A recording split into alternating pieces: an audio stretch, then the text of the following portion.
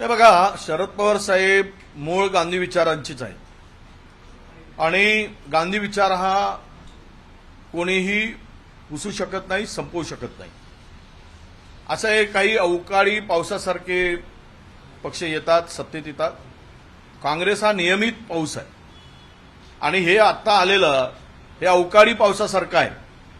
येतो, नाला भरून जातो, नद्या भरून जातात आणि शेती आणि जनमानसाला उद्ध्वस्त करून जातात.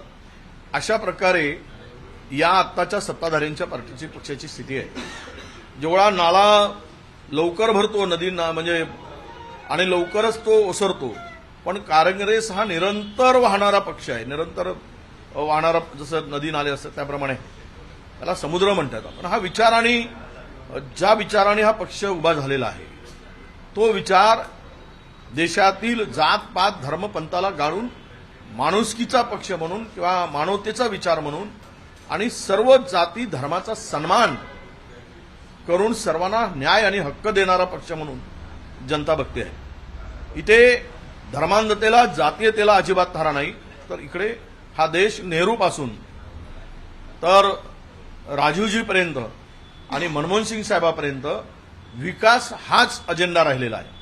डेव्हलपमेंट आणि त्याबरोबर ह्या देशाची एकात्मता आणि एकसंघ देश ठेवण्यावरच काँग्रेसचा भर राहिला आहे.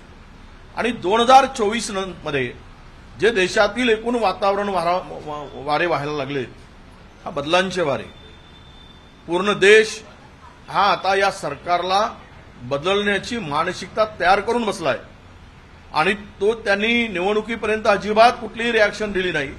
पण निवडणूक आल्यानंतर जनतेने ही निवडणूक स्वतः हातात घेऊन काँग्रेसच्या पाठीमागे मजबूतीनं काँग्रेसच्या पाठीमागे जनता आता उभी झाल्याचं दिसतंय.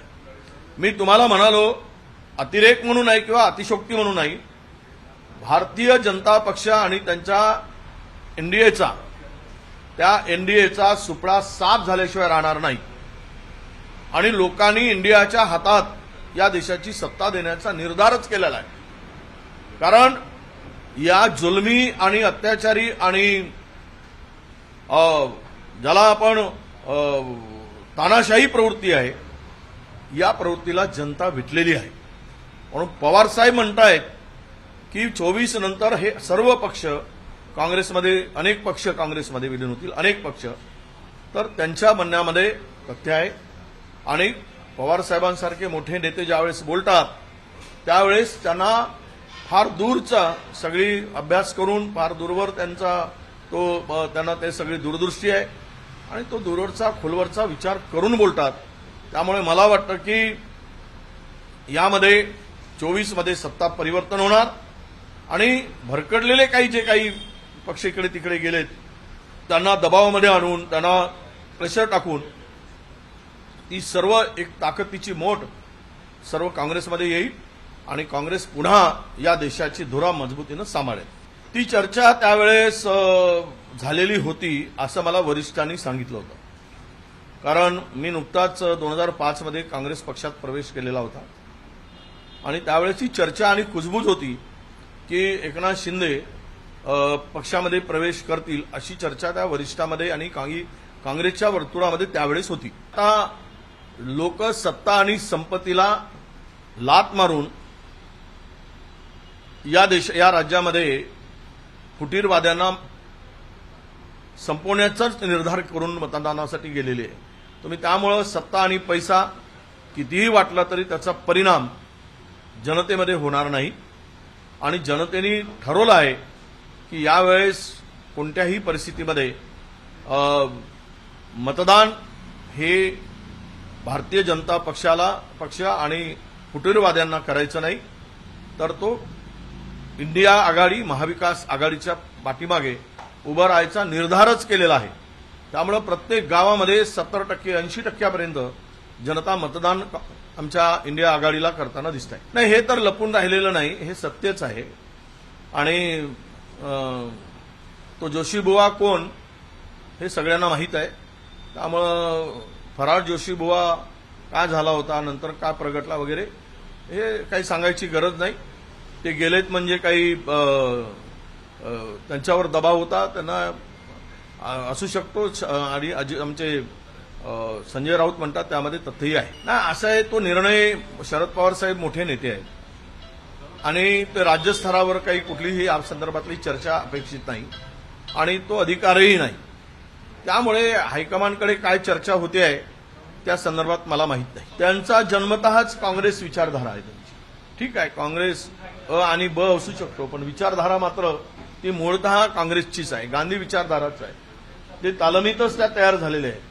यशवंतराव चव्हाणापासून त्यांच्या कारकिर्दीला जी सुरुवात झाली त्यामुळे त्यांना स्वाभाविक आहे की उद्याही काँग्रेस मजबूत व्हावी तर देश मजबूत होईल. नाही, मला माहीत नाही चन्नीथाला साहेबांशी काही माझी या विषयावर चर्चा झालेली नाही. नाही, ते निवडणूक हारताना त्यांना हिंदू मुस्लिम भारत पाकिस्तान 10 वर्षाची उपलब्धी सांगता येत नाही म्हणून हे रडगाणं ते नेहमी करत असतील, करत राहणार.